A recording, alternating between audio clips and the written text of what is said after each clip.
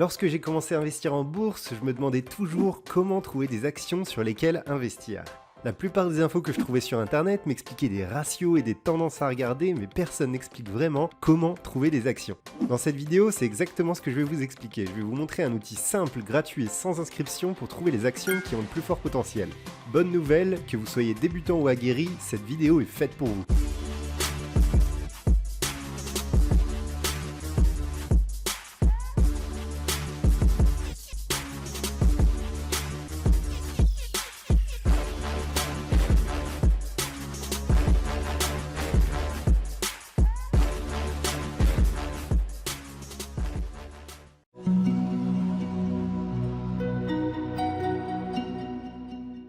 Bonjour à tous, c'est Guillaume de la chaîne Esprit Ambitieux. Ça faisait longtemps que je vous avais pas fait une vidéo sur la bourse et aujourd'hui je voulais répondre à l'une des questions qui ressort le plus: comment trouver des actions à fort potentiel facilement et en partant de zéro?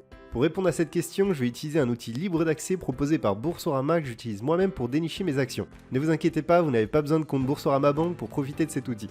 Cette technique m'a notamment permis de réaliser une performance de plus 39% sur les 12 derniers mois. A noter que cette technique est destinée à des débutants ou des personnes qui n'ont pas le temps ou l'envie de se former à faire des analyses poussées, mais elle peut aussi aider des personnes plus aguerries pour trouver des pistes intéressantes sur lesquelles se concentrer. Vous aurez ainsi à la fin de cette vidéo les informations essentielles pour trouver des actions solides ayant un fort potentiel sans avoir besoin de faire de calculs savants ou de passer des heures à faire des recherches sur internet. Bref, passons tout de suite au vif du sujet. Alors pour utiliser l'outil dont je vous ai parlé, vous avez simplement à passer par le lien en description pour atterrir sur cette page. Il s'agit d'un outil qui regroupe les avis de dizaines d'analystes sur les actions du CAC 40. Si vous recherchez des actions qui ne sont pas françaises, je vous mets un deuxième lien pour accéder au même outil, mais pour des actions de différents pays tels que les États-Unis, l'Allemagne ou l'Espagne par exemple.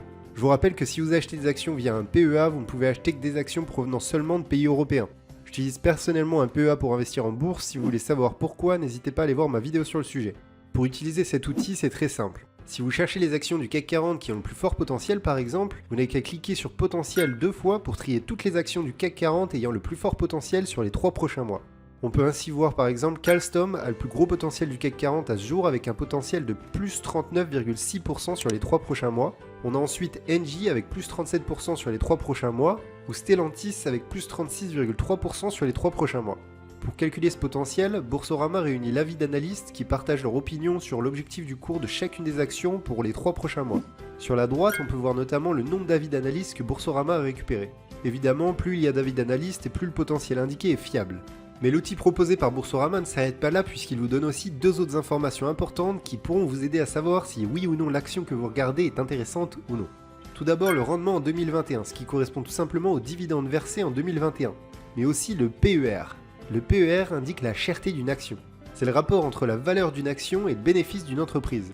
Pour faire simple, en dessous de 10, l'action est en général sous-évaluée, ce qui est plutôt bon signe. Entre 10 et 17, le prix est en lien avec les bénéfices de l'entreprise, il n'y a donc rien d'alarmant. Entre 17 et 25, l'action est sûrement surévaluée et au-dessus de 25, c'est synonyme de bulle spéculative ou de fort profit attendu, mais en général, il faut plutôt éviter ce genre d'action pour éviter de se mettre à risque. A noter tout de même que le PER 2020 est à prendre avec des pincettes étant donné que les bénéfices des entreprises ont chuté avec la pandémie.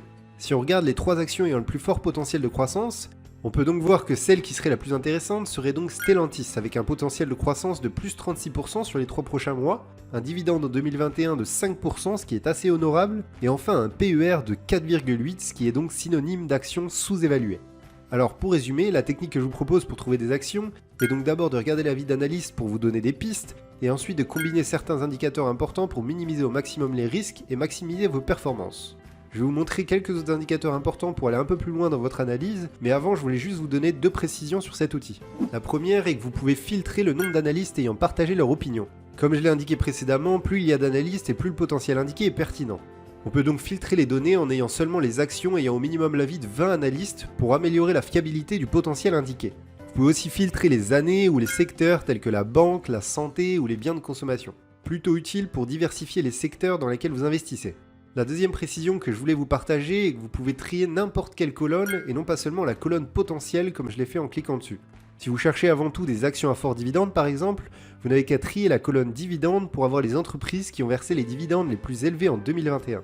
On peut ainsi voir que l'entreprise du CAC 40 qui a versé ou qui versera en 2021 le plus de dividendes est le Crédit Agricole. Pour rappel, vous pouvez faire tout ce que je viens de vous montrer pour des entreprises qui ne sont pas françaises en passant par le second lien en description.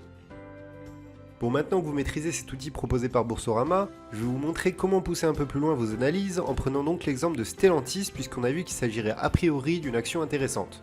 Cliquez simplement sur Stellantis pour arriver sur cette page. Pour ceux qui ne le savent pas, Stellantis est le groupe qui a été créé à la suite de la fusion entre le groupe PSA et Fiat Chrysler Automobile début 2021. Ici vous trouverez toutes les informations détaillées des avis des analystes qui ont été regroupés par Boursorama. Si vous descendez un peu, vous allez voir le détail de l'avis de ces analystes et son évolution. On peut voir notamment que les recommandations à l'achat sont grandement majoritaires et ce depuis les 3 derniers mois. On peut voir aussi que l'objectif du prix de l'action est en constante augmentation sur les 3 derniers mois, ce qui est plutôt bon signe. Vous pouvez voir également plus bas les cabinets d'analystes qui ont partagé leurs opinions. Je vous propose de passer ensuite directement à la partie dividendes plus bas puisqu'ici vous trouverez les perspectives de croissance des dividendes sur l'année à venir. Ici sur Stellantis, les dividendes passeraient de 5,33% en 2021 à 5,71% en 2022, ce qui est plutôt positif. A noter tout de même que l'année 2020 n'est pas très pertinente pour Stellantis étant donné que le groupe a été créé en 2021.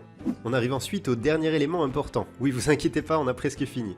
Juste avant, si vous voulez me dire en commentaire ce que vous pensez de ce tutoriel, ça m'aide énormément à développer ma chaîne. Bref, vous pourrez ici voir les éléments clés de l'entreprise avec la variation du chiffre d'affaires de 2020 à 2022, mais aussi la variation de l'EBITDA. Si vous ne savez pas ce qu'est l'EBITDA, il s'agit de façon simplifiée du résultat de l'entreprise après tous les coûts directs et indirects. Pour beaucoup, il s'agit du meilleur indicateur de profitabilité de l'entreprise. Étant donné qu'une entreprise qui est profitable est synonyme de dividendes et de croissance du prix de l'action, cet indicateur va donc nous intéresser aussi. Bon, pour faire simple, ça veut dire que si l'EBITDA augmente, le prix de vos actions et les dividendes que vous recevrez augmenteront sûrement aussi. Je suis sûr que dit comme ça, c'est beaucoup plus clair, je me trompe ? On peut voir ici encore une fois que les analystes estiment que Stellantis générera encore plus de profit l'année prochaine, ce qui est donc encore une fois une bonne nouvelle. Regardons ensuite la dette financière nette de Stellantis. La dette financière nette, c'est, pour faire simple, la dette moins la trésorerie de l'entreprise. Ça vous permet de vous faire une idée du poids de la dette au sein de l'entreprise. Ici, la différence entre les deux est négative, ce qui est une bonne nouvelle. Je sens que je commence à vous perdre, je vais donc illustrer tout ça avec un exemple. Si on prend 2021 par exemple, dans le cas où Stellantis devrait rembourser toutes ses dettes financières, il lui resterait 13,6 milliards d'euros de cash, ce qui est plutôt correct, non ? Pour finir, on peut ensuite regarder la partie cash flow par action, ce qui permet de voir si l'entreprise génère de plus en plus de cash ou pas. Ici, d'après les analystes, Stellantis générera de plus en plus de cash, ce qui est encore une fois bon signe étant donné que le cash généré permet de financer des investissements pour contribuer à la croissance de l'entreprise ou tout simplement verser plus de dividendes.